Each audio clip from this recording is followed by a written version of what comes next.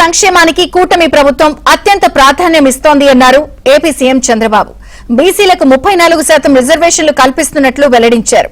రిజర్వేషన్లు కల్పించడం కేవలం ఎన్నికల హామీ కాదని, అది తమ రాజకీయ సిద్ధాంతంలో భాగమని స్పష్టం చేశారు. గత ప్రభుత్వం బీసీల రిజర్వేషన్ల విషయంలో చేసిన అన్యాయాన్ని సరిచేయడానికి ప్రత్యేక కేబినెట్ సమావేశం పెట్టి నిర్ణయం తీసుకున్నట్లు సీఎం చంద్రబాబు చెప్పారు. 2024 ఎన్నికల్లో ఈ స్థాయి గెలుపునకు కారణం బీసీలేనని అన్నారు. వెనుకబడిన వర్గాలకు న్యాయం చేయాలని తాను, deputy CM Pawan Kalyan, BJP నేతలు ఎన్నికలకు ముందే నిర్ణయం తీసుకున్నామన్నారు.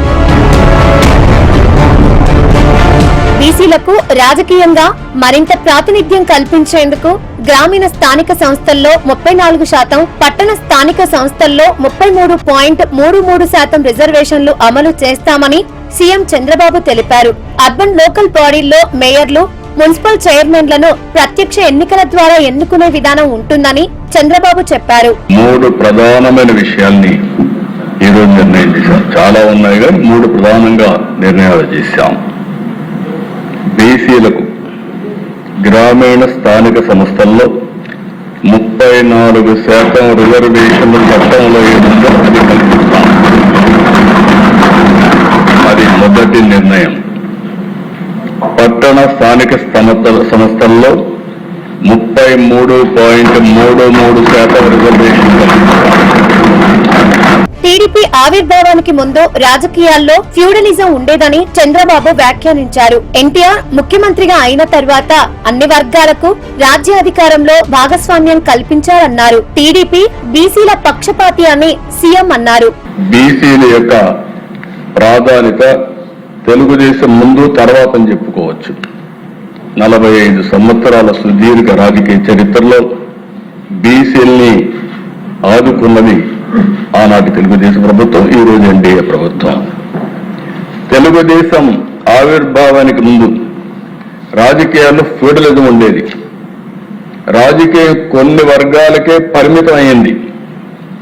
అలాంటిది ఎన్టీ రామారావు గారు తెలుగుదేశం పార్టీ పెట్టిన తర్వాత అన్ని వర్గాలకు రాజ్యాధికారం ఇవ్వాలని ఆలోచించిన మొట్టమొదటి వ్యక్తి నందమూరి తారక రామారావు గారు. మరొకసారి వైసీపీ ప్రభుత్వ హయాంలో బీసీలకు అన్యాయం జరిగిందని సీఎం చంద్రబాబు అన్నారు. రిజర్వేషన్ల పెంపుపై హైకోర్టుకు వెళ్లారని ఆగ్రహం వ్యక్తం చేశారు.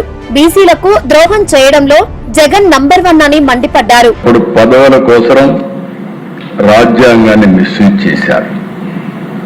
డిప్యూటీ మేయర్లు 2, జిల్లా ప్రజాపరిషత్తుల వైస్ చైర్మన్లు 2. అంటే వీళ్ళకి పదవులు కావాలంటే ఇచ్చారు కానీ బీసీలకు మాత్రం రిజర్వేషన్లు కాపాడలేకపోయిన ప్రభుత్వం గత ప్రభుత్వం అని చెప్పి కూడా నేను మీకు తెలియజేసుకుంటున్నాను. బీసీలకు ద్రోహం చేయడంలో మాత్రం నెంబర్ 1 అని మరొక్కసారి ఈ రోజు మీకు తెలియజేస్తున్నాను. కనీసం ఆలోచించుకుంటాం.